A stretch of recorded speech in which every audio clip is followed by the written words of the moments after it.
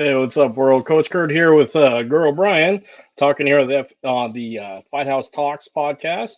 Today we have a great guest. We have Rage NG. We're going to be talking about coaching MMA, and yeah, it's pretty straightforward, pretty simple. Come loaded with questions, and feel free to share and all that. Brian, you got anything going on that you want to drop for announcements or anything like that?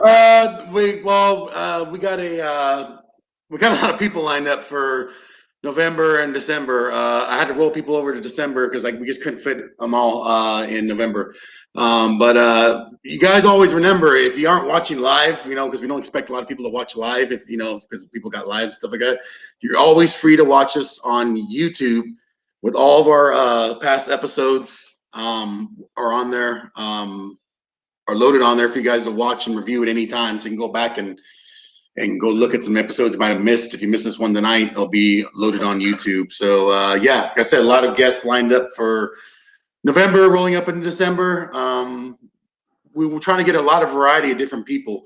So I know the people that are watching, you guys are wanting to see, not just FMA stuff like that. We're getting people from all different walks of life, martial arts, sports, combat, combatives, knife systems, just everything. Want to make the announcement too for Todd Fossey Part 2 coming up. That's going to be good, guys. Keep an eye out for that one. But yeah, that's what we got going on there. Feel free to watch us, the review and the review videos and the old videos on YouTube. Sweet. Well, let's bring up our guest. Rage, what's going on, man? Hey guys. What's going on? How's it? I like how he's all casual and I'm wearing I'm wearing a t-shirt, We're all casual. We're all casual. I mean, we could all strip down to the beater anyways, because yeah. We should have did that. How's it going?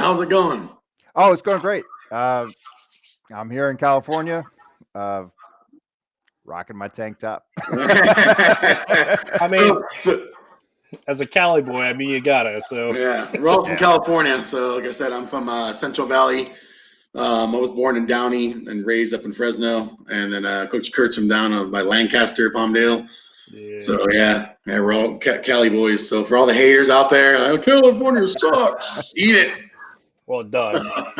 Well, technically, I'm a transplant. I'm from New York, but I've been out here for quite a while now. So for our guests, what is the best thing to call it? Coach Rage, Coach Raging? I mean, what do you got for him? Coach Rage is fine. Rage. Yeah. My full name is Raging, but what's up, Royce? Yeah, just call me Rage or Coach. Coach is good. Yeah. Sweet.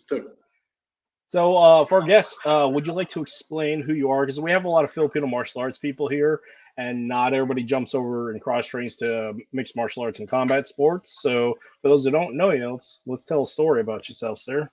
Yeah. I should be better at this part. Take your time, no pressure. I was one of the early adopters. I fought MMA from 1997 to 2001. Nice. And living in New York, that made me a criminal. MMA was illegal. Well, it was illegal in New York until 2016, just because of dirty politics. But it was illegal in most of the United States until 2006. Yep. So I don't know. I started fighting in 97.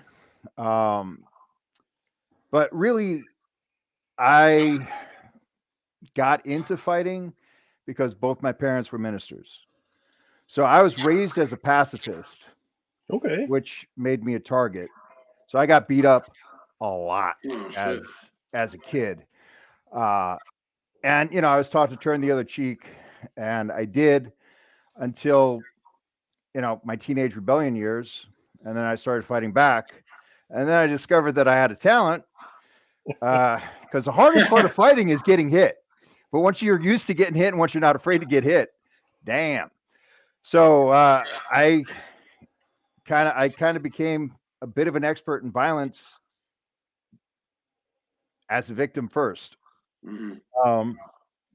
Then as I got older into junior high and high school, uh, got in a lot of trouble, and somebody suggested to my parents that they put me in traditional karate, and it worked. I started training martial arts, and I stopped fighting at school. Became a lot more disciplined, a lot more focused. Uh, Fast forward to my senior year of high school, and I'm skipping most of my high school classes to do smokers. I was actually in my high school. I was the most absentee senior to graduate.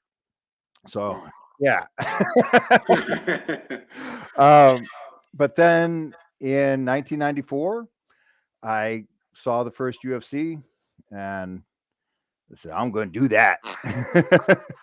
And I was in New York City at the time, but then I moved to Syracuse, New York, and Kevin Seaman had a gym called East-West Martial Arts, and it was a Kali Jeet Kune Do Muay Thai Academy. And even though he also was a pretty good boxer, um, and so that's where I really started training for MMA.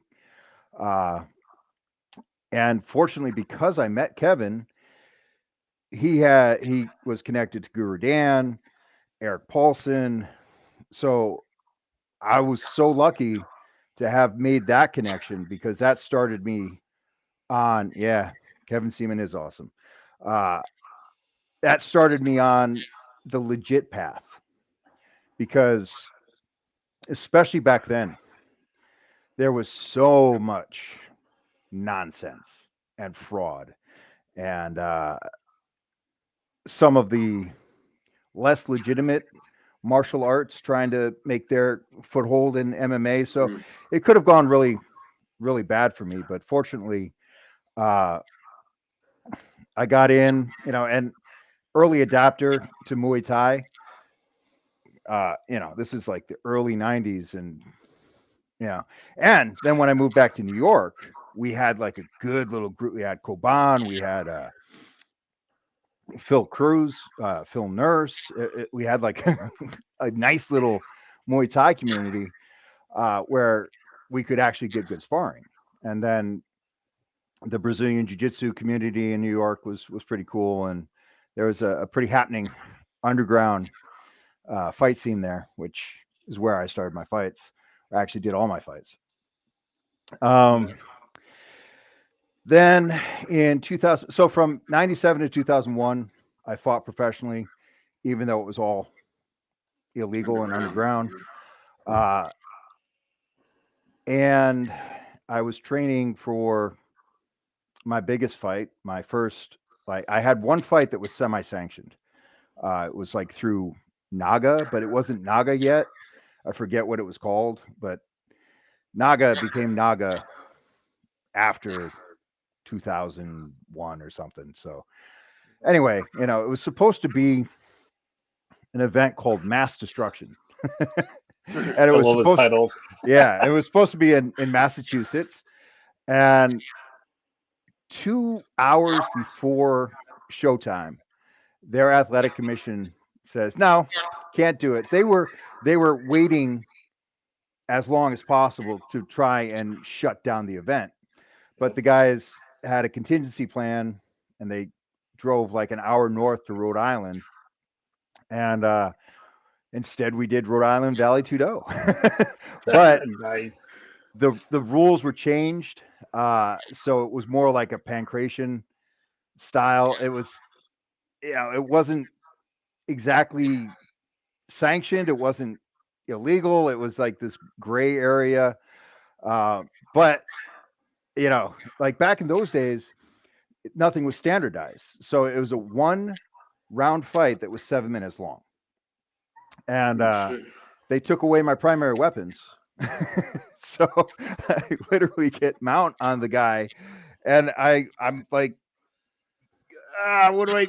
And I kind of played bongos on his face, but that was my only fight where I didn't get a finish, and it was because I couldn't, But all my fights were bare knuckle, no, mouthpiece and cup, and that's all we did back then. And honestly, like I said, nothing was standardized.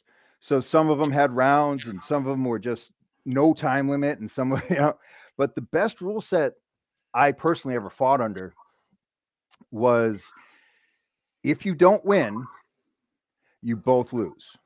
That's cool. I like that one. Yeah.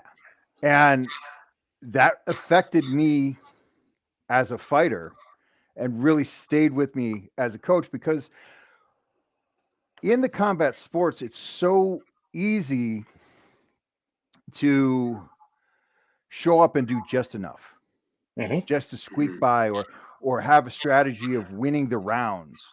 And I don't think that's me personally. I don't think that way. I don't fight that way. I don't let my fighters fight that way. Like, go out there and finish your fights. Never leave it to the judges. That's right. Well, and now, as we see with the judges, right, and the UFC, and all judges, Yep, boxing, kickboxing, which I'll mention this now. I'm a California State Athletic Commission licensed professional trainer, licensed in boxing, kickboxing, and MMA. nice. Yeah. So I can speak to the incompetence of judges in all three sports. Judging is hard to do. And many of the judges are not qualified to do it. But if you're showing up for the fight, fucking finish your fight, especially in MMA, because there's so many ways. There's so many techniques. There's so many ways. You can punch, you can kick, you can knee, you can elbow. You've got submissions, you got chokes and arm locks and leg locks. There are so many ways to finish a fight that if you're not finishing a fight, it's a mental problem. It's a belief problem. So many guys go out there and I'll tell them, I have this philosophy that I call the one bell mindset, the one bell mentality. Bell rings, you win your fight before the second bell rings. That's your intention. And you go out there with that ferocity. Now, it doesn't mean that every time you get the knockout in the first round, but it does mean that every round your victim is fighting for their fucking life. That's what that means. I hope it's okay if I curse. You don't fucking care. Okay. I'm fucking wrong. Wait a second. You can say anything you want on here. Did I just get you guys demonetized? No, we're not making anything off this. No, we're not making nothing off this. So. I don't care what anybody says on there. So, and so that's the one bell mentality. That's something that in my system is called EYR, EYR, engage your rage.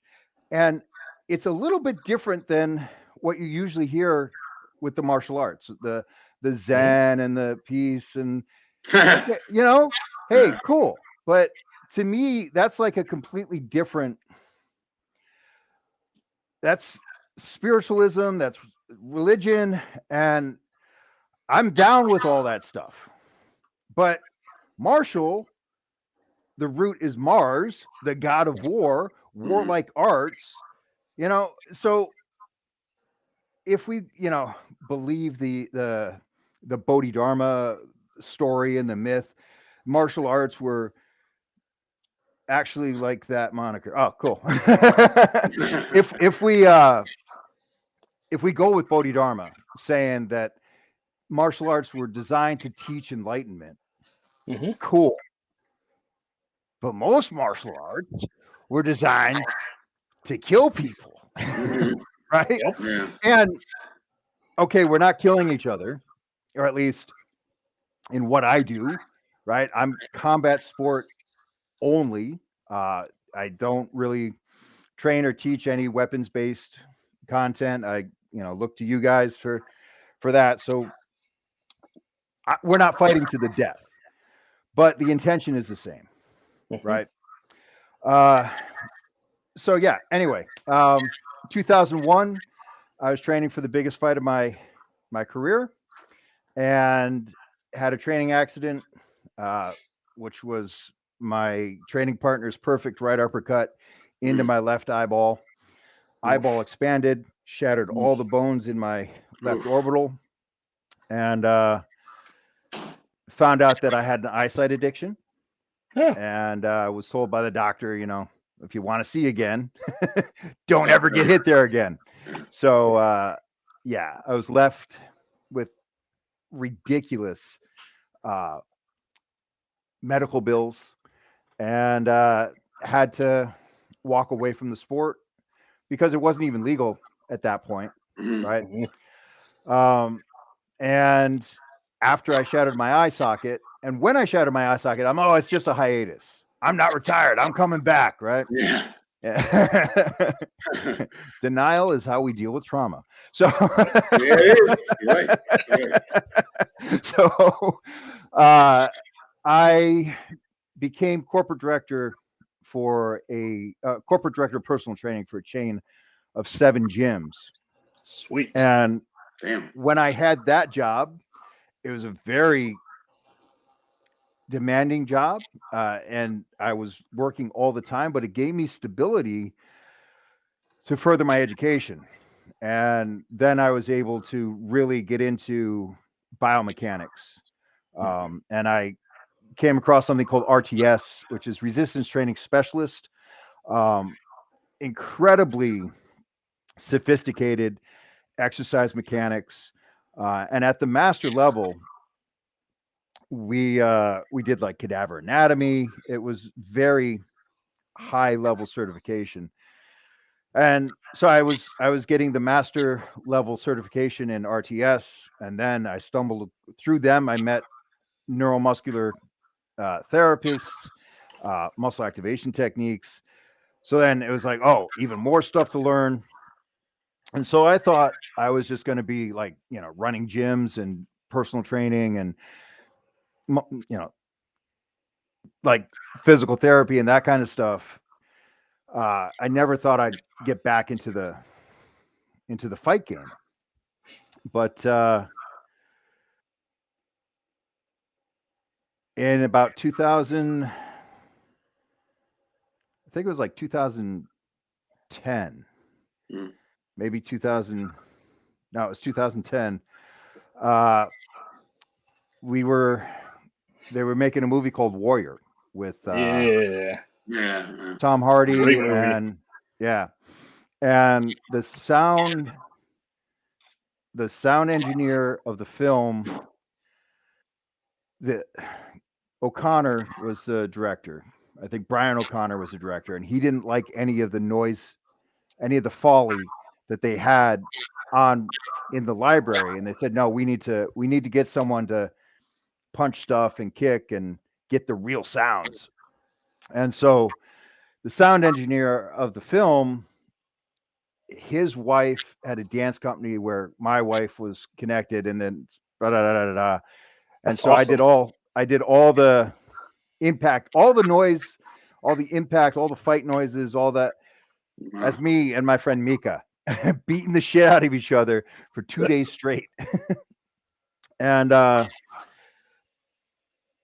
when we were using mat space at different jiu-jitsu schools, and I started meeting people and getting and then there was at one of the gyms here called The Rock, they had something called the All-American Heavyweight Program, which Michael King, who was one of Oprah Winfrey's producers, was trying to do a reality television show about heavyweight boxers and trying to get the heavyweight boxers into the Olympics. And there was like thousands of hours of footage. so I was through different connections and, through the people that I met on set at Warrior, he found me. I was part of the strength and conditioning crew there. And then from there, I joined Team Hanks, Joe Hanks' team, and I was his S&C coach and his second corner. So I went from from fighting to not fighting to on a top-ranked heavyweight professional boxer contender, really. And it was just kind of, okay, here I am, and here's all this knowledge that I have, and I knew a lot about boxing, but working with that level of professional and being under Jamal Abdullah, now I really know a lot about boxing. Yep. And then because I was training with Joe and people who knew people, there was a gym here called Black House MMA. Yeah. And yeah, it's where Lyoto Machida and Anderson Silva, Glover Teixeira, I mean, just on and on, like, okay. And back then it was like, it was this weird little secret.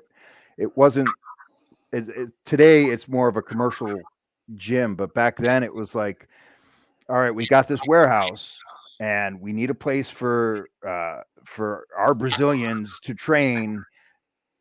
And it was literally, there was a t-shirt company, Sinister.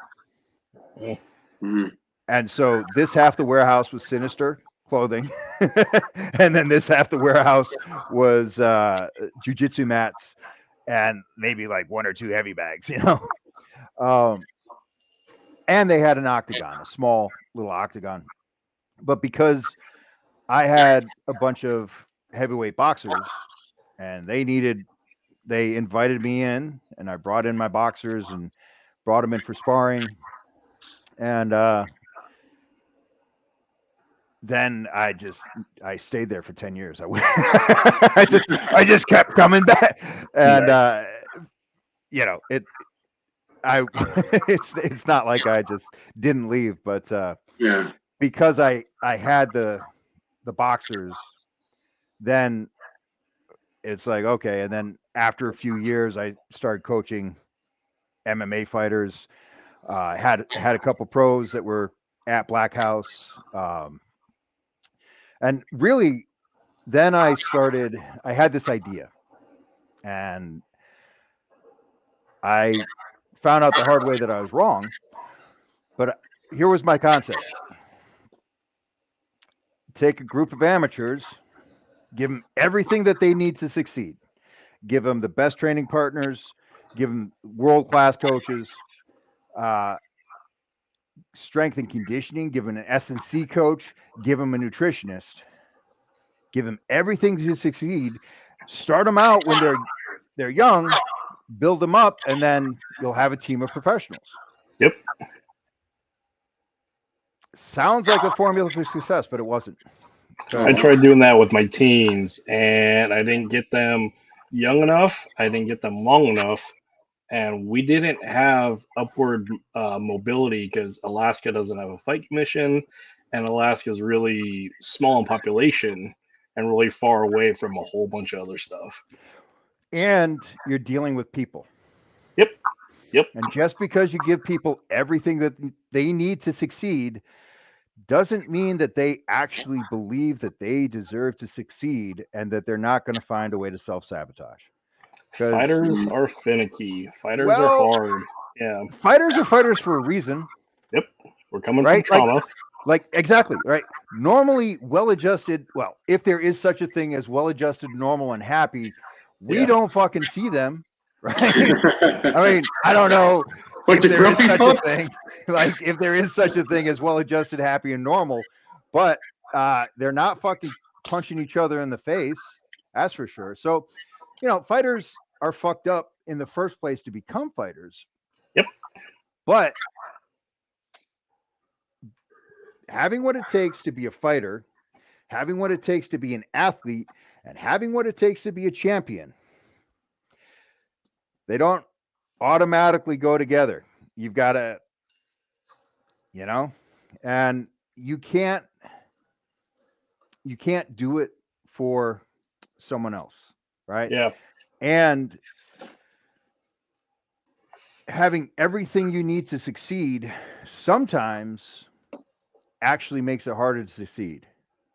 Yeah. Right. It does. Because Like- if you give them something, they're going to take it for granted. Right. And I was like, oh no. I'm sorry. My wives, I have 2 wives. We can get into that, but Okay. Sarah and Taryn were both saying you got to charge these kids more. And I'm like, I basically let them train for free. Yep. Because I know how difficult it is. First of all, we're in Los Angeles, right? So just paying rent and surviving, it's like, okay. That's a fucking struggle. Yeah. And what they could afford to pay, like I feel okay training you for free, understanding that in a few years you're going to be professional, and then you're going to remember coach and get me back, and we're going to have. I'm okay with that, but I'm not okay asking for a nickel and a dime. Like what they could afford to pay me makes me feel like shit getting paid that. Because then I'm like, fuck, I'm putting in 4 hours a day. I'm driving 3 hours each day. So that's a full 8-hour day. That's 40 hours a week, $100 a month. Fuck. Okay. Plus the tax man and the landlord doesn't care if you get paid or not. Yeah. So I separated. It's like the coaching, right? I'm not looking right now. I'm not expecting an ROI there. I have other business stuff that I do that covers my expenses. I I work as an expert witness quite a bit, and again, like all these is like, how'd that happen? I don't know, but thank God. Damn, you got some crazy ass luck. Like shit's taking you everywhere. and it's good work if you can get it. Yeah. But because of my background and expertise in my resume, I actually make a really good expert witness. So yeah, and back when I was working in boxing, I used to say that boxing paid for my MMA. my boxing work covered my MMA habit, because it's hard to make money in boxing, even harder to make money in MMA. Yeah. And so at this point, I'm just like, you know what? Fuck it. I'm not going to make the money. I'm just going to make a bunch of fucking killers, and then we're going to see what happens. And roll the dice. Yeah, that's what I'm doing right now. Actually, I mean, is it cool that I just keep talking, or? Dude, No. We're here for you. We don't want to interrupt you because we're like. So I do have a question though. Yeah. When you're talking about bringing people in, like you said, you had your business plan or your plan of bringing them in young. Yeah. What's the recommended age to bring them in, and then like what's the like teens or below that, or? No, honestly, like I don't know what the perfect age is, right? But to train with me as an amateur, you need to have a way to cover your rent, and so for example, the butcher, one of my fighters, Dylan the Butcher Ludwig, he works graveyard. So he works 40 hours a week, probably actually this week I know he's working like 60 hours a week. Thanksgiving's coming up, and he actually had to work extra shifts because he has to get time off to fight. on the 18th. Anyway, my point is they're busting their ass working full time, paying rent, trying to survive. And every Monday through Friday from 10 a.m. to 2 p.m., you're mine.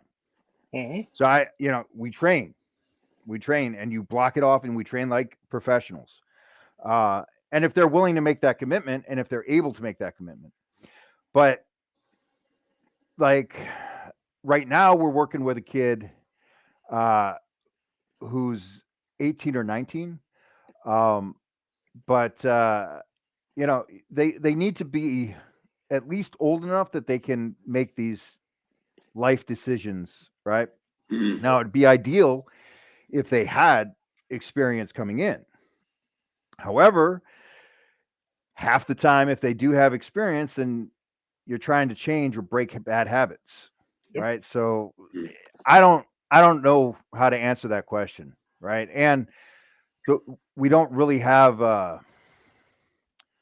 we don't have a funnel system. We don't have so it's So it's basically, if you're mature enough, like if some kid, 18-year-old, 19-year-old comes to you, you see he's mature enough to handle working, paying his bills, plus the passion to fight and the willingness to do the training, then you're kind of just pretty much like, you'll take him in. Good attitude. Those kind of like honestly, the criteria kind of. A lot of people don't make it. No. Like, no. It's just like fucking actors, right? Everybody goes to Hollywood. I won't be my cousin. No, I mean, training with us. So right now I'm at a gym called Pugilist, and my friend Thor, VJ. So the coaches of the fight team are Thor and Rage, and Thor had his time as an MMA fighter, and he and I, match made in Valhalla. I can't tell you how many guys are like, oh yeah, and they come and they do one session, 4-hour session with us, and we never see them again. Yep. Why is that though? Because it's hard, and it's they think, oh, I've trained this martial art, I've trained that martial art, I was on this fight team, I was on that fight team, and they think it's something that it isn't. Where we have a professional training schedule. Most of the guys are amateurs, but they're amateurs with the intention of turning pro, and many of them are right on the cusp. Like Cameron Fardad, he's our jiu-jitsu coach, and he's killing it right now. He's a jiu-jitsu black belt, and he's going to have his first kickboxing fight in like next week, like on the 18th, November 18th. He's going to be going pro very soon, right? The point that I'm making is we train like professionals, and professional training is a lot harder than what people think. And even other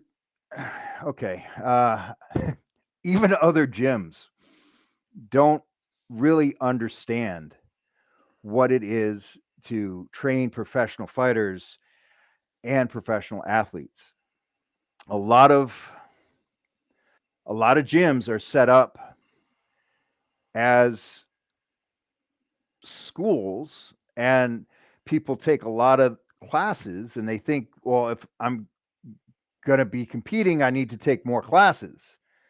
And so they take a lot of classes every week, and they think that they're ready to fight. And in the entry level of amateurs, that's fine. Yep. But to turn pro, that's not how it's going to work. And I'm pretty shocked. Here in Southern California, we have an amazing regional scene: boxing, kickboxing, and MMA. The best American kickboxing promotion is called Fighters Rep, and it's here in Southern California, and it's pro-am. And there's tremendous value in having pro-am shows where part of the card is professional, part of the card is amateur. The audience is watching. They can't tell the fucking difference, right? Other than the amateurs are shorter time and fewer rounds. But amateurs are hungry. They're we're fun to fucking watch. knocking people out in Yeah. the amateurs and the pros, and that's all that's what the audience cares about. But what it does is it gives our fighters gives the amateurs the practice of being professional and showing up the day before, handling all the media, handling all the ticket sales, handling all the bullshit that you have to do because we live in a capitalist society, and you don't just get to show up and fucking fight. You got to handle business first, and then you can fight. And Dude, being the fight part of life is hard. yeah. I mean, for an athlete, yeah. And now there's a promotion here in Southern California called Up Next Fighting, Up Next MMA. And they are not fucking around. Their media is phenomenal. Most of their shows are pro-am. Some are just professional, and they do have some that they call it Team UNF, or I'm not sure exactly, but it's amateurs only. But many of their cards are also pro-am. And they're amazing. You guys know the Schmo? Yeah. The Schmo, right? He's one of their commentators. Okay. Right? Yeah. Nice. So, he's and Ashley Evans Smith, and their media is phenomenal. And it's CSAC regulated, California State Athletic Commission. The point that I'm making is that we are fortunate here in SoCal.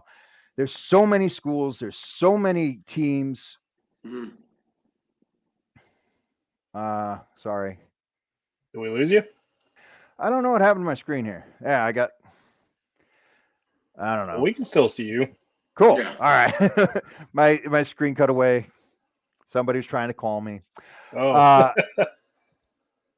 Jesus. Well, no worries. So we have one of the best combat sports scenes in the world. Yep. But a lot of the schools here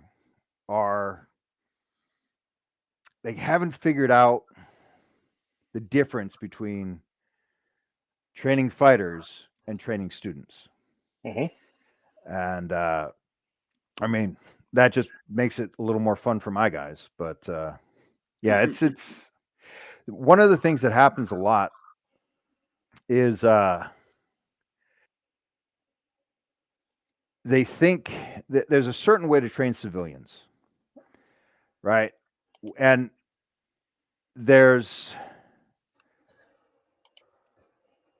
it becomes like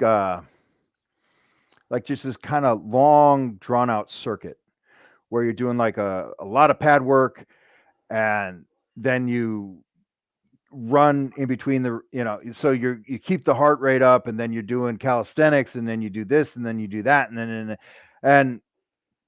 and that's great for civilians who don't get any other exercise. And it's just kind of this, they're going to get fit, they're going to learn some martial arts, they're going to stay, they're going to keep paying their monthly dues. Awesome. And they're probably not going to get injured. But when you start training professional athletes and amateur athletes, well, now you're talking about program design and having a schedule and having segments of that schedule that need special focus. I make all my fighters get notebooks, and I like to color code them. I don't know if that's necessary, but it's how my little brain works. So I make them get a red folder for striking and a black folder for grappling and a blue folder, or notebook, not folder, but yeah, you're writing down for strength and conditioning. And then a green folder for nutrition and a white folder for mental conditioning and a gold folder for business. Because each one of those sections each one of those is a rabbit hole and a lifetime of study. And if you're not organized, then how do you track your progress? Mm-hmm. Right? And the business and the nutrition are always hideous. Business is non-existent. These kids are coming; they don't even realize, like, that they think all they got to do is fight. It's like, Learn how to manage your money. I mean, just average people don't know how to manage their money, let no, alone fighters who come from like an Yeah. at-risk youth that's background. right. That's Yeah. right. So, But then, how are you going to get the fight? Yep. And why is anyone going to give you a chance? How many tickets can you sell? How are Gotta you be going to sell marketable. tickets? That's right. Mhm. That's right. And how's your social media, by the way? Yep. Who the fuck are you, and why does anybody care? Because I Gotta got have a a whole story. bunch of people that want to fight, but I don't have a whole bunch of people that can sell out the house. Mm-hmm. Yeah. And so and listen, there's not one formula that works for everybody. But this is what I will guarantee. You fucking pay attention there. You put your intention to improve, and you actually get a freaking notebook and start doing work and start doing your research and start going on YouTube and watching tutorials and but. What apps are you on? How do you each one has a different formula, right? Mm-hmm. But it's the fighter's job, like you guys said, to be interesting, to be marketable, right? Mhm. Conor McGregor is not really a very good fighter. Oh, he's an awesome businessman. That dude can sell the game. That's Yeah. why I like Jake Paul. I absolutely dislike him as a human being, but as for selling the game, the dude is saving boxing. I hate to say it, but he is saving boxing because he's an entertainer. That's really what I people are there am for. not mad at Jake Paul at all. Yeah. Yeah. It's good bullshitter. I've got friends who made more money as a sparring partner Yep. in his camp Yep. than they made in their entire fight career. And this So is like the fight game. What people don't understand, the fight game is way more than just showing up and getting hit. Because talk about like the feeder aspect, starting with young kids, because without like Golden Gloves, because Golden Gloves really isn't a thing so much nationally, it's in right. small pockets. Any like the USA Boxing or USA Taekwondo, any of those like nationally rated programs are still very small because it's been pulled out of the school systems for one, and so it's not like the youth feeder crew coming into the young adults. Plus, I mean, being a fighter, having been one, having you been one, I mean, the fight game is really, really hard because the barrier of entry, for one, just like doing the work, is really hard. Because, I mean, again, fighting, it feels simple, or better yet, it feels easy. Everybody would do it. Because, I mean, fighting is simple, but it's not easy. Uh, so, yeah, being a fighter, putting in that work, putting in that time, and especially if you're coming from a lower economic background, social economic situation, at risk youth, I mean, they're not taught to be functional human beings, and then going to a field where their valuation is their combative capability, and they don't have the emotional balance or training to like carry that through, plus the work. I mean, that game is so much more than getting hit because the business side of boxing is really hard. I mean, I Yeah, keep saying it's hard because it is. yeah. I drive a lot. Mm-hmm. Yeah, the gym that I work at right now, um, one of my fighters lives out there, and my friend Thor owns it. And originally, we started out like me bringing my guys in to spar with his guys, and then it was just like this fit is too good, and Thor and I get along too well, and we all have a common vision. Okay, I guess I'm driving. Fine. But Mm-hmm. I drive a lot, so I listen to a lot of audiobooks. Mm-hmm. And I listened to Mike Tyson's The Undisputed Truth. Yeah. Mhm. And he talked about his first contract. Mm-hmm. He was getting Reamed. raped. Yeah. Yep. Yeah. Yep. And it was just like, holy shit. And then he was never very good, but it's just like what I take for granted, what we take for granted as like common knowledge, right? Like managers get no more than 20%, right? So somewhere between 10 and 20. So 15, 20% is standard, right? Managers do not make more than 20%. We know this. We have the internet. We have, right? Yeah. We can talk to each other. He was a fucking, he was a 16-year-old kid coming out of juvie, right? His coach said, here are your managers, sign these papers, and that's boxing for you though. But Don King. bro, and then like Don King was the next. Yeah. So Bob Aaron. anyway, yeah, right. Oh God. Yeah.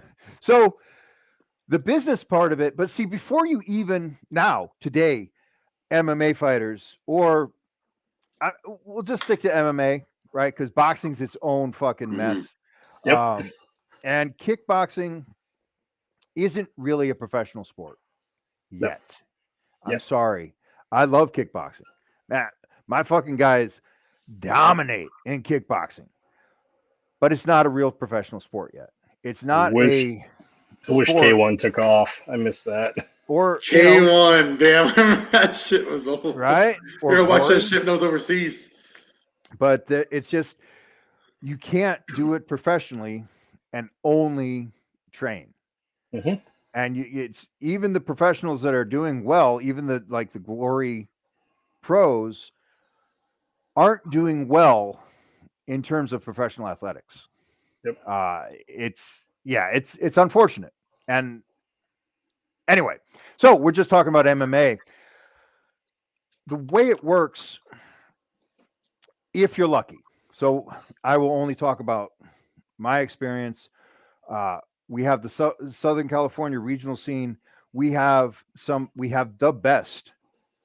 Camo, hands down, is the best amateur mixed martial arts in the country. Sorry, Primo, I know you got it up there in the Northeast, but Camo's the best. Sorry. So we have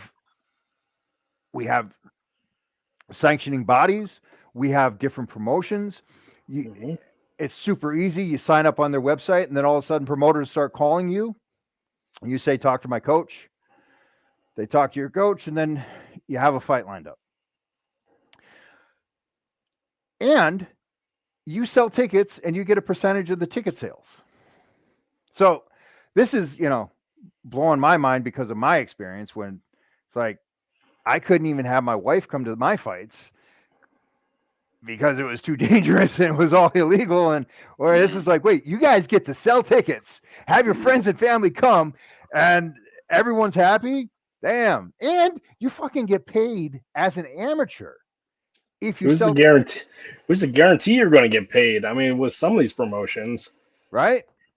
So the more tickets you sell, the more money you make. Right. And it's not a big amount of money as an amateur. You get a percentage of ticket sales, but the more you sell, the more you make.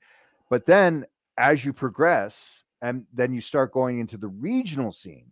Now, the regional scene is where ticket sales really matter, because now you've got promotions and promoters that, are they going to sign you to a multiple fight deal?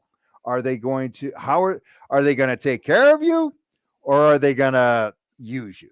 And that's pretty much, like, let's be honest, those are the only two positions that you can be in. You're either the A side or you're the B side. And it's not as bad as boxing. Journeyman boxer. Yeah. But done that. If you're putting the asses in the seat, if you are selling the tickets, then the promoters like you, and they are going to go out of their way to accommodate you and give you a fair matchup or a favorable matchup, right? And if we look at the progression, you need to spend 2 or 3 years as an amateur, get at least 10 or 15 amateur fights in MMA, transition to a professional, then you're going to spend at least 2 years on the regional scene. Mhm. Now, if you're just murking everybody and you're undefeated and you rack it up and you're 6-0, 7-0, well, then there's the contender series, Mhm. right? So you got the regional scene, and then see here in Southern California, we've got Up Next, which is a tremendous, but we also have LFA. And LFA, their job is to feed. They are the feeder promotion for the UFC. And if you look at LFA, you look at their logo, their font for LFA is the exact same font as Mhm. UFC. They get to use an octagon with 8 sides, the same exact fucking octagon as the Apex Center. Mhm. That's not a coincidence. Sean Shelby is one of the executives for LFA. Mhm. So that's the purpose, and so you do well in the amateurs, you do well in the regionals, then you have LFA contenders. Now, that's the easy way into the big show. The hard way is that you do another couple years on the regional scene and really start building up a record. And then 13 wins, very few losses, then maybe you can actually get the call to go into the UFC. Things are changing. Mhm. Things are changing. Uh, we're in. We are beginning the journeyman era of the UFC. So, do you guys watch Dana White's Contender Series at all?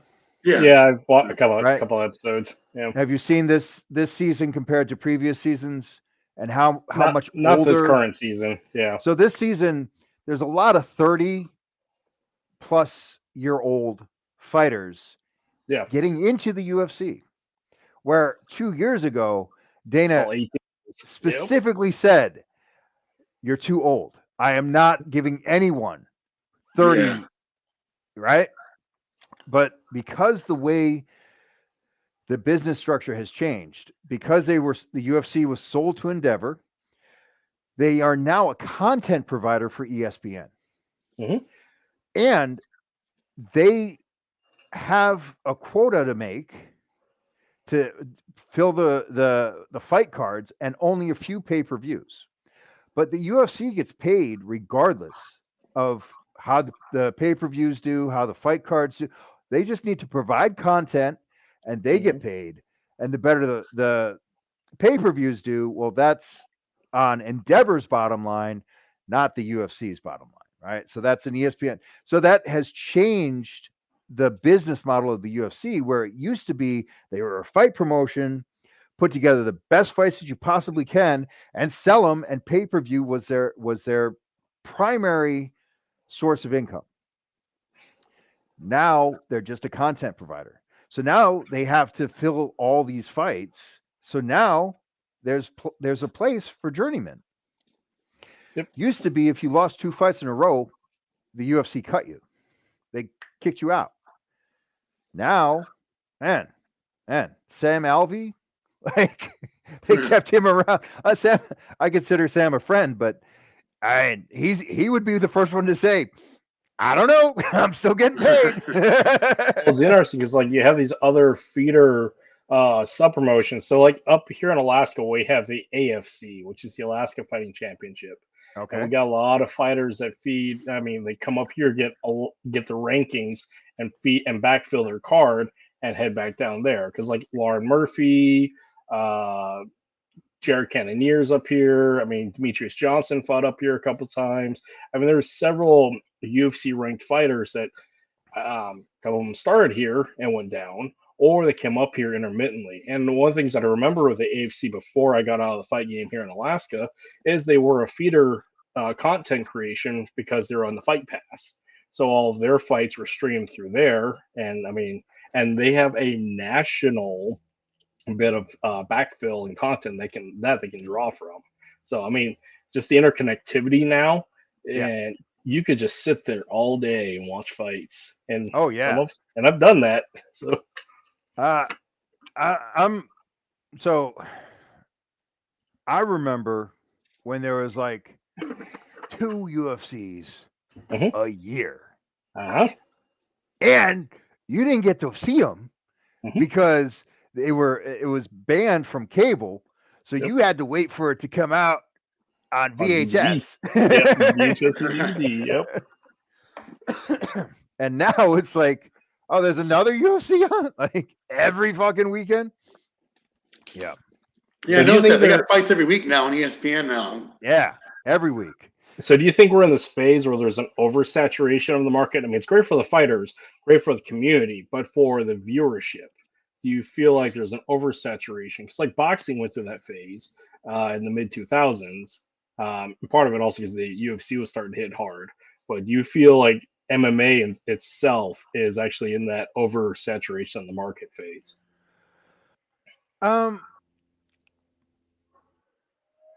I don't know. Yeah. I don't know. Right. I see it both ways. Like to me, opportunity is opportunity. And because there's more spots to fill, there's more opportunity. Unfortunately, there's opportunity for guys that don't deserve the opportunity. But for guys that do deserve the opportunity, it's just the path is exactly the same as it was before. Be good, win, rise. Now, fighting is pretty. It's pretty. It's pretty straightforward. It's pretty meritocratic as far as like winning kind of solves everything. Yep. Now, as we talked about before, the judges and the promoters, it's not as simple as just, be good, train. But, that's a huge part of it. Yeah, KO is still a KO. Exactly. You can't dispute it. Make him tap is still a tap. So yeah. I think when you're talking about oversaturation of the market, the demand is there because so many people. The market for sports, like I said, now it's football season. You have basketball, so you have an audience where they feel that hey, this sport, other sports are on, and the demand is there. People want to see fights every week. I mean, you go to any local bar, any fucking Buffalo Wild Wings or fucking Fly by Night bar. What's everybody always say? I'm gonna go watch a fight. I'm gonna have a couple beers and watch a fight, or I'll watch a football game. And so honestly, you have that competitiveness. I don't really understand. I don't understand fan base. Like the majority of people that watch fighting don't train, don't know anything about fighting, don't know, like 85% of the viewership is what we would call casuals, right? Who are, watching it as background noise at the party or, the Buffalo Wild Wings or whatever. Yeah. And I honestly don't understand that demographic. Like I don't understand how you guys live. I don't get it. I don't know what they're thinking, but I don't think I need to. Right? It's like, I mean, that's the difference between entertainment and expertise. You're coming from an expert standpoint where this is your life. This is how you make your money. This is like the core of what you do. Exactly. Everybody else, the understanding that they're our bread and butter, and that we have to be entertaining, and that we are accountable to them. And I know how to be entertaining, and I know how to win fights. But as far as like getting into their heads and why Skittles O'Malley, Sugar Shane O'Malley is a star, I don't know. Like I don't get it. Like wow, okay. And the organization, the company does manufacture stars, and they know what they're doing, and they understand why Skittles is a star, but I don't. They create characters just like movies. I mean, you create a Just character, like and you have to build on that character to draw people in. Yeah. So well, they have their process. It's interesting because like the dynamic of the casuals are that 80%, 20%. So like from the fight game itself, in the gym. You got like the 80% that are the ones doing the classes, being students, kind of being athletes, but you got like that 20% that could be that 10 and that 1 that are actually going to be like the journeyman, the soldiers, and those who are actually going to do the thing that can become a champion. But just like the audience, you got the 80% of people who are just watching, then you got that 20 to 10 to 1 that's actually doing stuff with it. Yeah. And see, so that 80-20 split that you just pointed out, right? So the gym that I'm at now, Pugilists, right? Mhm.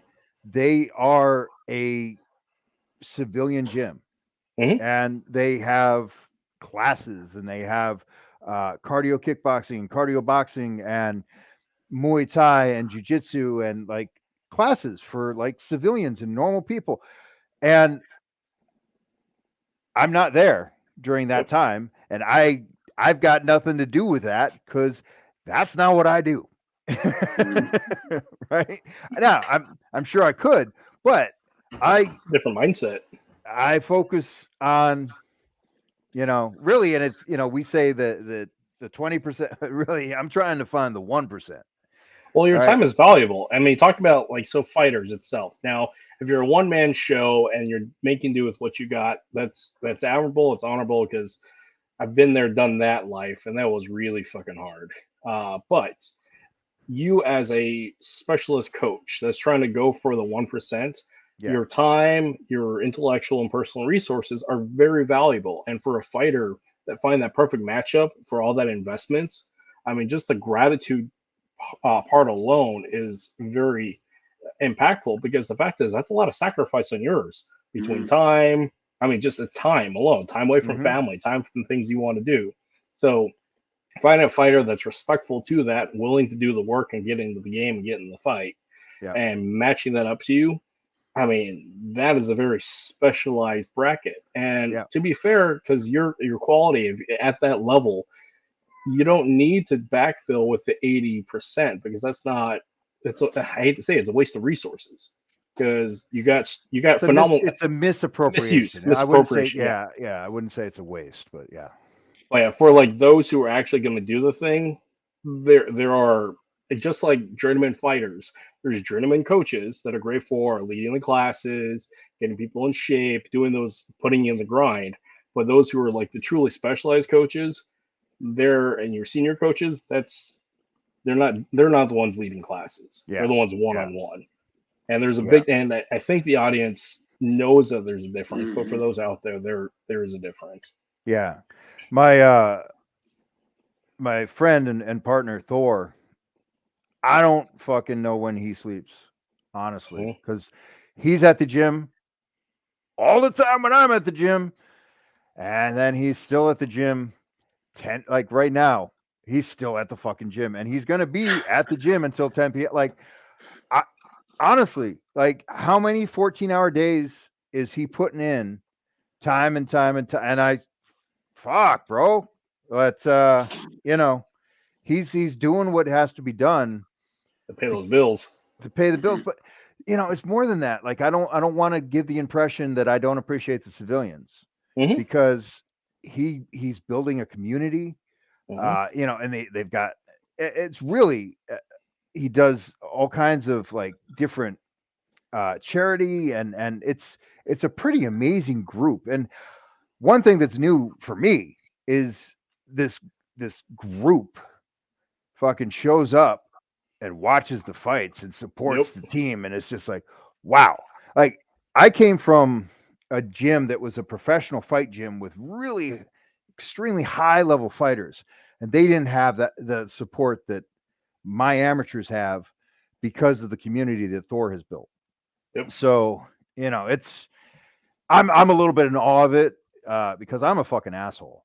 So like, how do you build a community? I don't know. I know how to break shit, but I just punch you in the face. Punch him in the fucking face. That's right. That doesn't work, huh? Yeah. No, that's I think like you said, it's your time's valuable, and if you have a guy that's 20-something years old that just wants to get in shape or good, you can obviously leave that to somebody else. And the guy who wants to become the diamond in the rough wants to become the actual fighter, put your time there. You know, But there's also the guys that know that they're not going to be fighters, but want to train with the fighters, Yep. and they're incredibly important too. Yep. Like they're it's like they show up, they put in the work, and they're great training partners, which are they have incredibly everybody has a valuable. purpose. Bro. Yeah.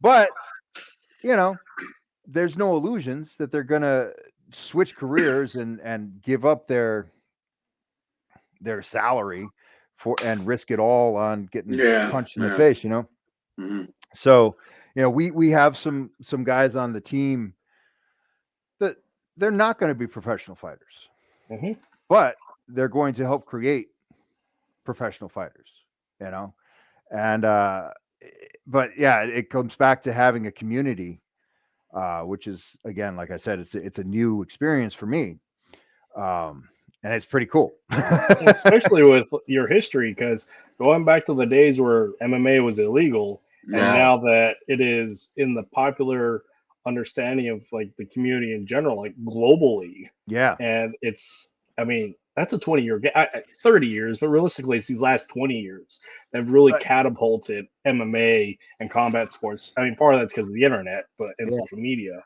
Like when I was, back in the 90s, and I was training boxing at a boxing gym with the boxers and the boxing coach, I wouldn't tell them about my fights because you weren't allowed to back then. Yeah, and it's New York City, and the people putting those fights on, you don't talk about those people, and you don't talk about those, and so I couldn't even tell my fucking coach that I was fighting. I couldn't tell my boxing coach and my boxing coach didn't really know what MMA. Nobody knew what MMA was back then. Yeah. Right? Fucking the no holds bar. Right? Did you back then? Did you ever imagine it would be like it is right now? Did you even think about like, man, a couple of years from now, it's gonna be? What'd you think? I thought, honestly, I thought the world was going to be a lot more hardcore than it is now. Like the 90s. Like the 1990s, like when they were fucking hardcore, bro. Like, and then all of a sudden we fucking took a fucking hard left turn to Pussyville. And and I was invited to a Metallica concert, and right around 2000, and it was in a big ass fucking stadium or arena, and they wouldn't let you stand up. They wouldn't let you leave your fucking seat. No, you can't fucking stand up because we don't want anyone getting sued or anyone getting hurt. Yeah. Was that the Black Album tour? I don't fucking know. I don't really. I was just like, where the fuck am I? I'm a fucking hardcore guy. Like literally, like American hardcore, fucking, Black Flag and fucking slam dance. That was my youth, right? So I'm like, a good night is a bloody night. And no, stay seated. What? How did this happen? How did it become pop? How did fucking Metallica become pop? And how did fucking hardcore music become old white guy music? Where the fuck did that like Bad Brains is old white guy? Yeah. Okay. Yeah. All right. Fishbone. Yeah. Fishbone. Oh man. Well, fuck Metallica. I hate Metallica. But anyway, that's there's a YouTube. I've never got into them too much. Like it's like one album was like. You were asking if I thought it would be like this, and answer is absolutely not. Like I had a fantasy that MMA was going to fix boxing. Like while we were doing it, I was like, okay, we're going to show what real fighting is about, and more, and it's going to. And it's like, oh no, boxing actually, the same influences that fucked up boxing also fucked up MMA.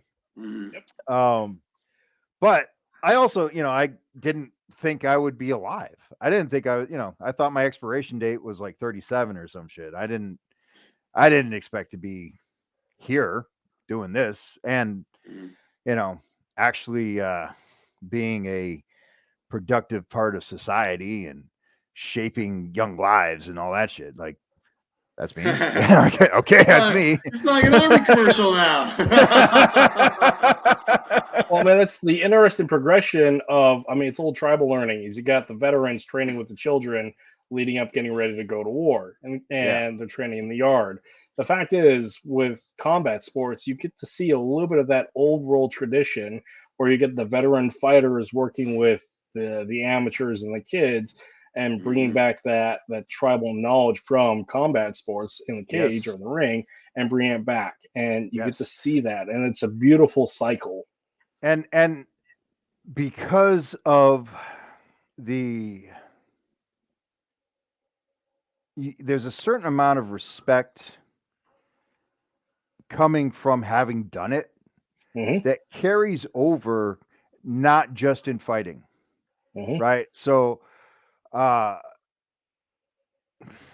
psychology or life advice, or having a conversation with me has a different perspective and a different weight to it. And a lot of the young guys in the world today don't have that kind of male figure in their life that they can have a meaningful conversation about, hey, I don't know how the fuck I'm supposed to be a man here. Hmm. It's like, Yeah. well, here's my 2 cents.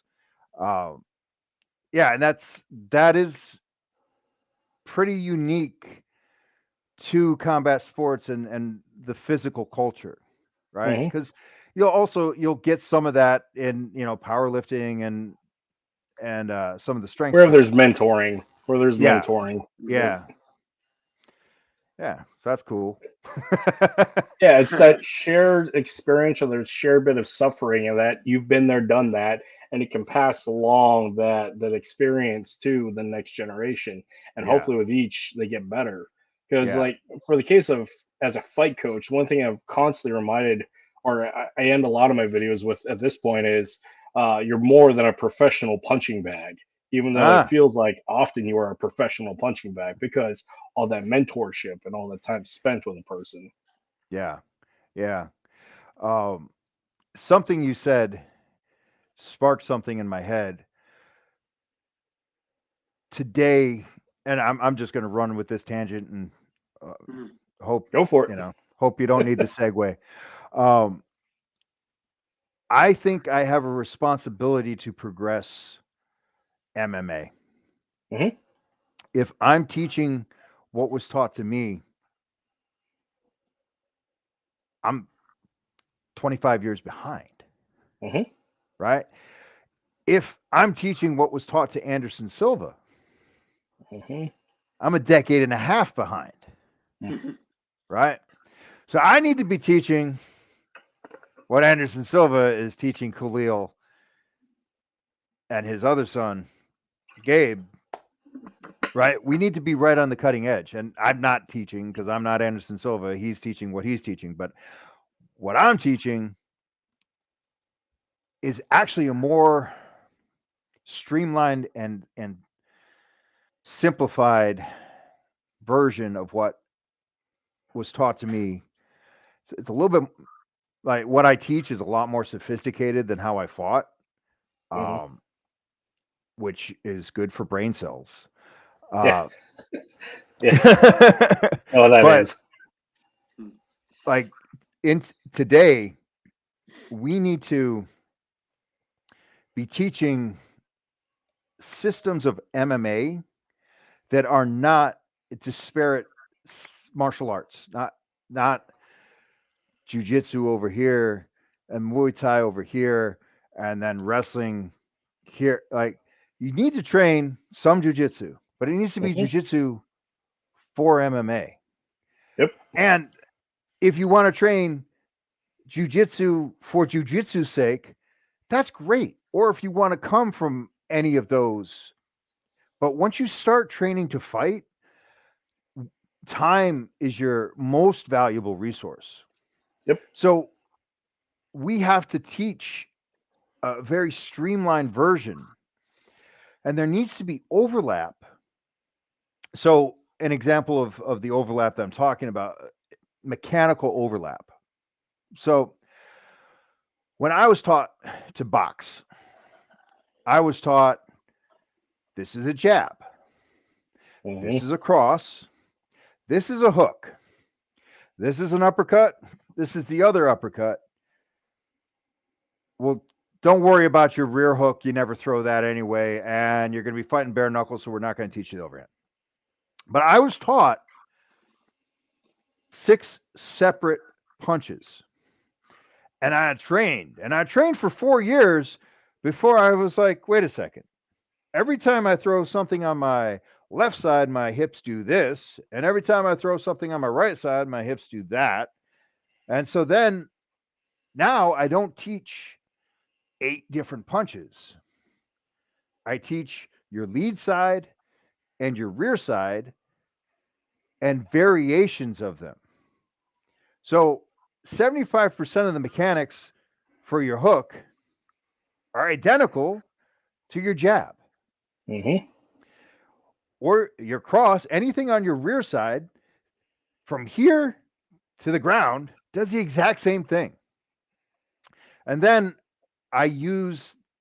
there's different mechanics and there's different punching, but I use the striking techniques that utilize kinetic linking and rotational inertia predominantly because they have more of that mechanical overlap that then we can have variations rather than separate different techniques.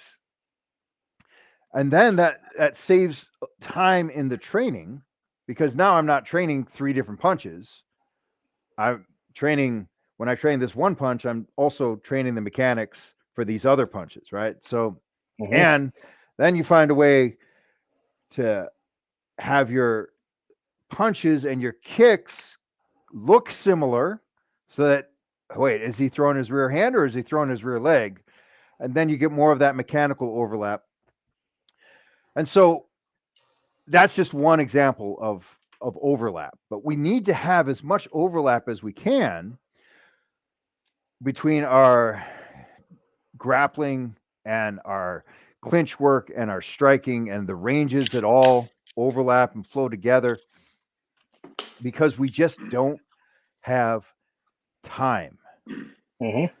Well, it's right. What it sounds a lot like is this is a outcome-based principle approach to fighting based upon biomechanics and the universal principles of the human form because we figured out how to fucking fight a long time ago, but we got so hung up on the minutia of technique-driven attribute gathering because we're loyal to a particular cultural sets, lineage, etc. Because this is my guru can beat up your guru. Exactly. This is the predominant problem within like the martial arts community. Yep. And the fact is a lot of them don't realize that fighting is really, really simple. It's not easy, but it's really simple. Yeah. Because the human form hasn't really changed. It's principle based, it's outcome driven, and the techniques, I mean, they're fun and all, but the fact is you're going for chasing the outcomes. Yes. The techniques, you can get lost on it. Yeah. And really, each fighter, it's like you've got your individual strengths and weaknesses. You need to figure out what your game is, and you need to figure out how to implement your game on whoever comes in, right? And the approach of upgrading the systems of MMA and the style of teaching of that thought process came out of my injury when I started studying biomechanics. And one of my fitness mentors, his name is Tom Purvis. And there is so much fraud in the fitness industry and so much bullshit and so much noise. He was the one that said, all right, guys, 1 + 1 = 2.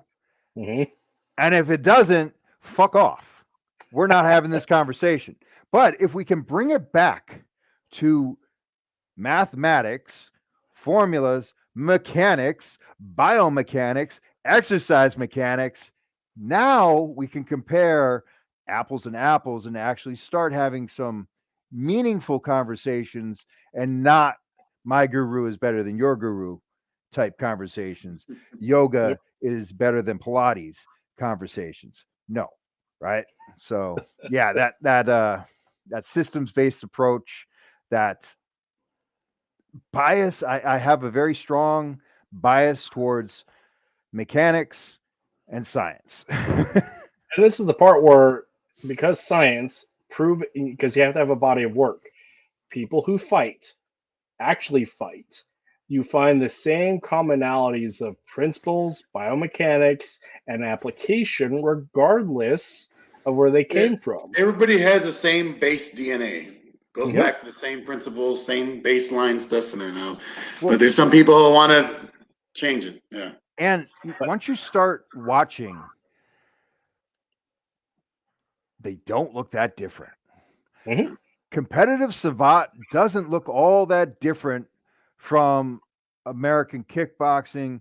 Mhm. Sanda doesn't look all that different from MMA. Like, uh, mm, I'm watching and I cannot tell what style kung fu this guy is.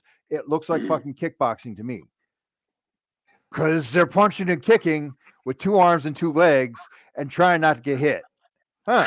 So it all just kind of gets real similar, real fast, right? And we're like the problem we run into is because one's coming from like a classical lineage that's culturally tied, and they're proud of that history, and they want to have that identity piece attached to it.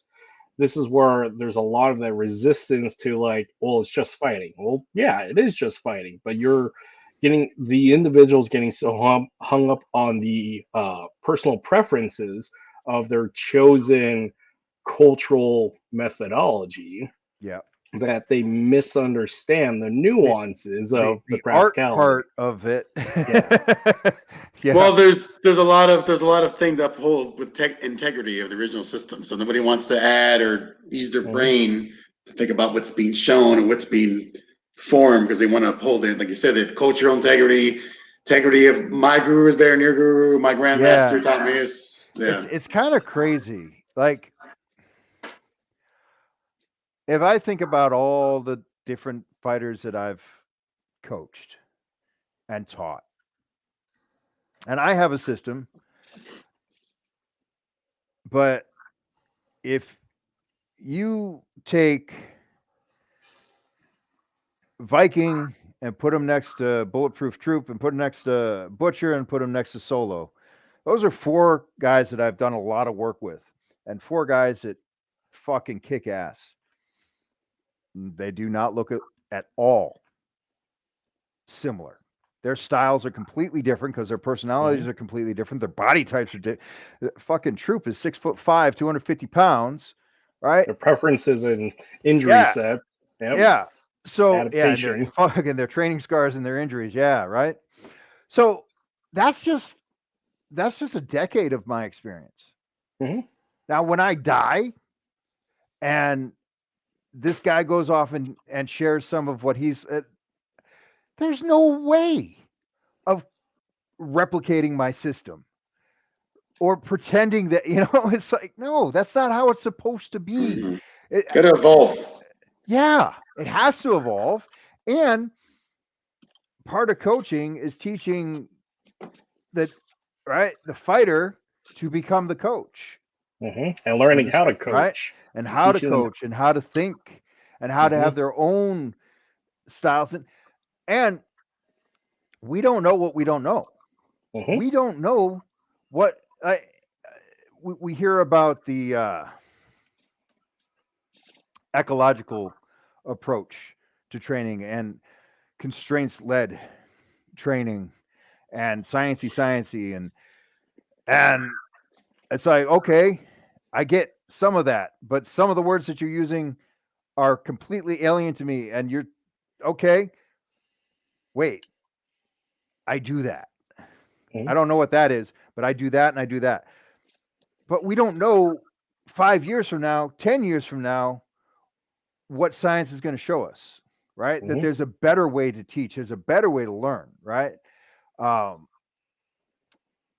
yeah. So you So can't, it's like, yeah, you can, for posterity and for historical reasons, yes, appreciate it, but you can't say this is what was meant. This is the gospel. This is like, bro, this come is the on. absolutes. Yeah. Well, like I mean, preferences and adaptation from personal like capabilities and limitations, either by injury or just like composition, has a big part to play. And the other one too, I this is just completely rabbit hole of me theorizing stuff about martial arts because nerd.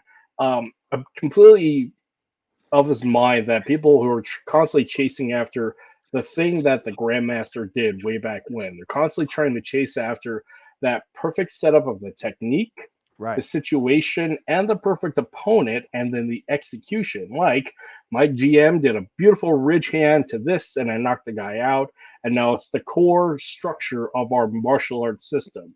Yeah. So 30 to 60 years later, everybody's still chasing after that ridge hand as the God's gospel of this is the way, when they don't have the critical mind to look at maybe the grandmaster preferred to do the ridge hand because he couldn't do a hook. Maybe the terrain was specific that he had to do it because he could mess up his foot. Maybe he was just properly in range with that opponent and the opponent stepped in. I mean, there's so much Yeah. in there in that situation that people don't read into, but because they reduce everything down to like a streamlined generalization. They say, "Oh yeah, the ridge hand works. This is the Yeah. technique." It's like Yeah. there's so much more going on here, but Yeah. people don't think about it. And I think it's super important as a coach, like for me to be transparent about my own personal biases. Mhm. Like the sport that I did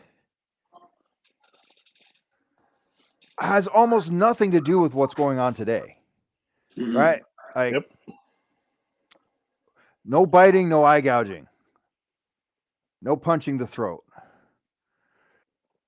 no groin shots, Unless you're in Texas. right? Yeah, well, bro. So Eric Paulson, one of his fights, he pulls out his cup, it's broken in half. Yep. It's like, damn. Damn. I never had that particular rule set. Like we weren't allowed. We nobody was kneeing each other in the nuts. But the point I'm making is that what I did has almost nothing. You know, the structure, the weight classes, the 5 rounds or the 5 minute rounds, and the like. Okay, so it's really important for me to say this is what I did. This is what worked for me. This is what I like. Mhm. Now let's figure out what works for you and make you the best that you can be, which is different than this is the way to do it. You know what I mean? Like, A big Yeah. thing that I ran into training my fighters is I'm 5'6", fought heavier than I really should have because I didn't like cutting weight, and I have this emotional need to wade in, eat punches because I was too tough and dumb to like cut weight and move and whatever. So I would turtle up and work my way in, and once I got on the inside, you're mine. But that's a lot of head trauma working in. That's bad hmm training methodologies and bad training scars. So the things that I had to work with my fighters is that like don't fucking do that because that's a great way to die. And also, you guys are all taller than I am. That majority of my fighters were definitely over 5'6". So like yeah, getting them to stand tall, extend, and utilize that reach because you guys are tall. Be tall. Don't fight man, like me. I've got this one fighter that we're working with now. His name's Cameron. Hmm. He fights at 170 pounds, Hmm. super lean, but I think he's fucking tall. He's like six. He's either 6'3" or 6'4". Yeah. Uh, and for a welterweight, that's tall, but he's 90% legs. Yeah. Yeah. And, so not only do we need to teach him how to be tall, Hmm. we actually need, it's like, now we also need to kind of teach you how to stand because your legs are different than my legs, and your torso is way different than my torso. So if I show you my fight stance, and I'm not honest about like this is what works for me, it's not going to work for you. Then we'll have disastrous results. But And that's where you go with an approach, as you know, and as you've been saying, is go for principles, not preferences. Because yes, techniques I fall in the house of preferences, because the principles being is you're going for the outcome. The right, individual has preferences. Like mine is I'm short, fat, and tough and dumb. My guys are over 6 foot. They shouldn't be that way. So don't right, fight like the way I do. Don't fight right, like the way that I want to fight, because yeah, it's not a great way to live. yeah, yeah, exactly, yeah. And the thing is, you have to be able to. Okay, this is my preference. Here are some options, Hmm. right? And figure it out and get good. And then that brings up another problem that we will encounter with the buffet style of Hmm. MMA. You train this martial art, that martial art, and then you mix them, right? It And doesn't work that way. now you'll get guys that's like, okay, jab's coming in. How do I deal with the jab? Well, I know 15 different ways to defend the jab. Hmm. And then I have to figure out which one I'm going to use. And then, oh, I got hit, right? Where if you have three, you're good. You Yep. need one to be that's your shit. You are so good at that defense. You are world class. You're elite. And then you need the other one that you're also really good at, and it's in there so that you're not predictable. And then you put the third one in there to make you completely unpredictable. Hmm. But much more than that, then you start running into problems with decision making, and there's too many options, there's too many choices, and it slows down, and then your reaction, and then it becomes problems. It's that whole paradox of complexity Yes, has the opportunity for failure because time equals distance. And just the same for time equals distance, if it takes you all that time to make a decision, it still yes, applies. yes, yes, yep, Yeah, the fight game is fascinating. And this is where I, coming from the Filipino martial arts background, I love the FMA community.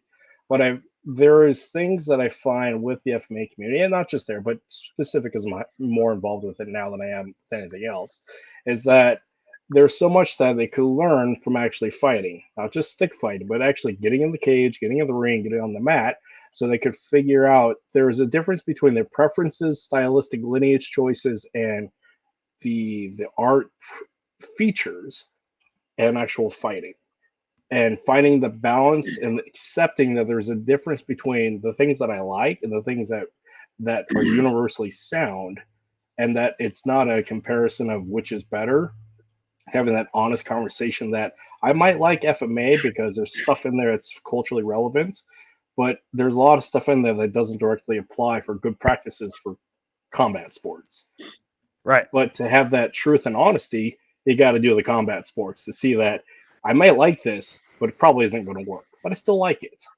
And I would really encourage not just the FMA community, but just people who in martial arts in general, like find the truth by fighting and figuring it out and continue on with the things that you love. Because here's the other part about that. The fighting lifestyle, the fighter's window of actually competing is very, very small. And there's a high risk of it being taken away from you, as point case with your eye, me with yep, my ankle. yep, And so, I mean, bro. Do you it's know just a how small many window. fucking unbelievable, amazing fighters we've Get it taken away never from heard them? of? We've Yep. never heard of. Like, like you think Deontay Wilder hits hard? Hmm. There's this motherfucker named Shotgun in Trenton, New Jersey, that you've never heard of because he smokes crack. But I'm just saying, I'm sorry, Shotgun, if you're watching this, but bro, like, it's unbelievable how gifted some people are. To Royce Ramos, right over here with two Yep. blown out knees. Like, fuck. But even though you can't do it anymore, you can still teach. You can still share. Yeah, You can still progress. Unless you're smoking crack, then Exactly. your options are very limited. That's a nah, you can still do it. Let me ask you guys an FMA question, if I may, because I have you. So, footwork. If you are orthodox, what I would call orthodox, right? Standing left side forward, right side back, and I want to step forward and to the right on a 45. Okay, so I'm not going straight forward, and I'm going forward to the right on a 45. And I step my rear foot first, and as my rear foot is landing, my left fist is striking. Do you guys have a name for that? I don't have a name for it, but for boxing, I call it a switch step or a switch cut because you're literally switching your stances and striking with it. But as for like a specific Tagalog Cebuano Visayan word, I got nothing. Okay. No, I heard nothing either. It's dropping your weight, right? Like with your lead foot. Well, see, it's really easy to throw a jab going on the 45. Yeah. Lead side to your left, right? Mm-hmm. That's easy. Going to the right 45, now you either have to cross your feet, which I don't think you should do, or you have to have opposite foot, opposite hand. So you're. Well, maybe Reese can answer that question. He's watching, so. Yeah. So I actually I call it a switch footwork. Step. Yeah, so. I stole the footwork from a book that Guru Dan wrote. I was like, okay. And I call it a D step, which has nothing to do with the letter D. It's the code that my fighters, so a Dino, D-I-N-O, is a Democrat in name only. They move to the right while they punch left. So they become more conservative while they smear the progressive. So I was like, that's our key word. That's our code word. Nobody's going to know what a Dino is. But then the problem is, if you're southpaw, then do you call it a rhino going the other direction? No, it's still. So that's why we call it a D step. But it's something that I stole from FMA, but I don't know what it's called. You're going to get an argument of spelling from the entire universe of FMA practitioners because we can't agree upon. I've done my job, right? We can't agree upon spelling, so I mean. But yeah, Royce has got it pretty straightforward. A 45 step, 45 degree. Yeah. Wow. Well, this has been fantastic, man. I mean, I've learned. I know I'm sitting here trying to add my fucking two pennies worth in there for whatever it's worth. But I mean, you've taught me a lot about the whole fight game and about where I didn't even know any of that stuff. So hats off to you. Thank you. That was great. I guess, like I said, I know Kurt's probably heard most of this already, so it's something new to him. But for me, so I'm not a combat sports guy. Like I learned a lot of stuff in there, so that was very very cool to learn a lot of that stuff that you put out on there. I think we're gonna do if you're up for it in the near future, do a part 2. We're gonna talk about more strength conditioning, some other stuff to piss some FMA people off. So when I start talking about S&C, I piss everybody off. That's okay. That's everybody. You're here to fucking static stretching. Yeah, see. If you're up to it, I mean, definitely part 2. We could go more into more of the MMA stuff like that, because I found it fascinating. Like I said, Kurt's kind of sitting there like, he's heard this before because he's the coach. But for me, it's all new to me. So I'm glad that you came on here and explained a lot of stuff. I think there's going to be a lot of parallels between FMA and combat sports, where there's going to be a lot of the same like dogmatic ideology, and gurus. It's gonna. I think there's a lot of commonalities. Holding gloves. It's the only way. Yeah. Right. Yeah. I think I'm gonna piss off a lot of people. So well, to be fair, I've been on the FMA game for a while, so you might piss off Kurt there. Yeah, I've the only time I do FMA is when students want to come here and learn. Other than that, I'll be honest with you, I haven't really did a whole lot of it in quite a while. Like my own personal training, I've kind of left that whole kind of thing. But I've stepped on other things. But yeah, just you want to go ahead and show people where they can reach you at for any potential fighters out there that might be watching, or I mean, the easiest way, if you're watching this, right down here, my name is Raging. You go put it on there. Just put the word "the" in front of it, and that's my tag on Instagram. So the Raging on Instagram is probably the easiest way to find me. I do have a YouTube, which they're actually showing right here. If you type in my name, Raging, and look up the channel, you can find me there. I'm also on Facebook. And if you're watching this, there's a forum on Facebook called the Aperture Fight Focus Forum. I'm a moderator there, and I will probably decline your invitation. No, I'm kidding. Hey, only way to be sure. Keep the fucking hooligans out, right? Yeah, but we probably should start doing that too, right? Screen the fucking riffraff out. Yeah. No, actually, this podcast page has been great. We've had great people on there. Nobody's caused any trouble. Everybody's been fantastic on here.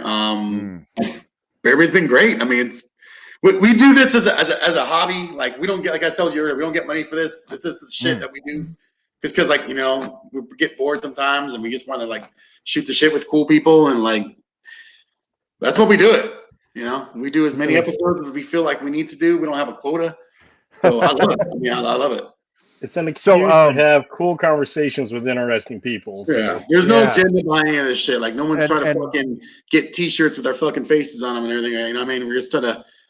You guys are doing another episode with Todd Fossey. Yes, that was fantastic. That was man, he's very passionate, and that's one guy I like to. I mean, I'm a procrastinator. I train with him eventually, like in person. He has some great stuff, a good viewpoint on stuff, and we just kind of let him do his thing on here. We take the leash off. We're like, man, go ahead and go for it, man. Like, you want to fucking speak your mind? Go ahead, dude. Remember, we were talking about the ecological approach and constraints led. I'm gonna fucking get on a podcast with Todd and make him fucking explain that shit to me, because I understand like 70% of it, but there's a good solid chunk of it where I'm just like, I don't fucking know what you're saying. But Todd, bro, he's got a big brain. He's got a very big brain. I mean, I like really watched his stuff before, but then now I've been really like just watching all of his videos. It's like, man, this guy. I mean, I'm not fucking dick riding or anything here, but this guy has like, he has a lot of answers for a lot of shit, and it's real, and he calls it like he sees it, and a lot of the shit he says in there is true. I mean, if you put your passion beside your biases and really think about what he's saying, it's like truth, a lot of it. I mean, I know it's his opinion, but if you just really think about it, a lot of it's good shit. It's truth. Yeah. And people don't like that. They hate it. They're like, oh man, that guy on there again. Like, dude, like. Did you guys see the movie The Big Short? Yeah. And the truth is like poetry, and people fucking hate poetry. Oh shit. Yeah, we're definitely gonna have you on. Shit, maybe we should have you and Todd at the same time. Hey, I'm down for that. Let's see how the experiment works. Yeah, I'm down for that. We all have different time zones, but if we can coordinate that, dude, we need to make that happen. How's that sound? That's great with me. Make it happen. Like I said, time zones coordinate. Yeah, we'll coordinate it. We'll get with we'll get with Todd and get you guys on there. And fuck, who knows where we're gonna go with that one. Yeah, see, people are. That's a good idea. Shit, we're gonna make you moderator of the page now. Can you handle 2 jobs? Hey guys, I really appreciate this opportunity. I'm grateful. Well, thank you. Appreciate you coming on. I mean, you're legendary, man. We're just like we're here to spread the gospel, right? We're here to give you the exposure. Wow, thank you. Not that Thank you need it, but I mean, like, just people to check you out and listen to the cool shit you got to talk about. And I mean, you would be. I don't think you would be surprised, but you would be surprised how much resistance and shade I get for just the simplest little things. well, people always same thing with Todd. He's like, I try to say, people are like, oh, you know what the fuck you're talking about. And like, dude, like, there's always people to fucking say something. So Yeah. people watching this later on, like, what the fuck are those guys having a monitor for? Like, what I mean? Yeah. I don't care. It's like, we just do, like, we have what we have on, and if we don't fucking like it, don't watch it. Yep. Plain and simple. I'll also say it. Roy says, if you want an FMA guy too, I'm down. Laughing out loud. You forgot to put the little wink with the wink. Yeah, well, definitely. we haven't had Royce on yet. We have with the PTK group that came on with the fundraising. Yeah, I forgot. Well, we can But have him individually? No, we haven't. So, but we will. Yeah, we don't mind having repeat guests on. Maybe we do whatever. But yeah, we want to thank you again. Like I said, it's been fantastic, and we're definitely gonna have you on again. So Awesome. You're definitely be coming back. Make the Todd Fossey and your show. We're gonna make that happen. Maybe sometime in the new year, because we're having Todd on again this month. And then we'll maybe January, February, something. We'll line something up. Perfect. Definitely. But thank you for coming on. I appreciate it. It's been great. Thank you for taking the time to come on and just give us your knowledge and everything. It's very it's valuable. It was awesome. I loved it. All right, Royce. You need to be more active in the past. All right. Awesome, guys. Thank you. Thank you. Appreciate it. Have a great night. We'll be in contact, man, for sure. Sweet. I'm going to try my hand and be a professional fighter. I fucking, yeah, that's not going to happen. But I can pretend, right, to get social media views and likes. Okay. That's a whole nother topic, but yeah. Well, we'll go into that when we get you and Todd on. He loves talking about that, so that's going to be a fucking hell of a show. I can't wait for that one. It's for the gram. It's going to be good. I would love to talk to you. Appreciate it. All right, thank you. I would love to talk to you more sometime about fight promotions and the evolution of fight promotions, because that's a fun topic. Yeah, and I mean, I don't know. I'm really happy with the way things are progressing. Yeah. But again, look at where the fuck I came from. I'm Alaska. It's not illegal anymore. Yeah. Hey, we just want to let you know, anything you said on night cannot be used against you. Just a disclaimer. Go sign the paper. Go back to the paper. No incriminating evidence here. Thank you. Appreciate it. All right, guys. Take care. Have a good night. Have a great night. Yeah.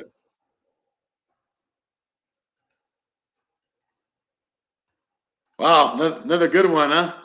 Yeah, could have gone a little longer, but it's all good. I know I'm a prick, but yeah, you guys can, if you guys can go on as long as you want to. We can we'll have definitely a part 2, and we're definitely going to talk about some more stuff. Because I want to be involved, and I want to ask some more questions too. But fortunately, duty calls for me. But yeah, we're definitely going to do a part 2. So who do we got coming on next? That's still kind of in the works, so we'll throw that out when we get finalized. I've been talking about some people, but like I said, we're trying to figure that out. Okay. Yeah, we're gonna have December is gonna be some people we didn't get to in November. We've got some interesting topics coming up for some people you may not have heard of, some people you may have heard of. But yeah, we want to thank you guys for watching. Another fun one, and we'll release the next episode here soon. Sweet.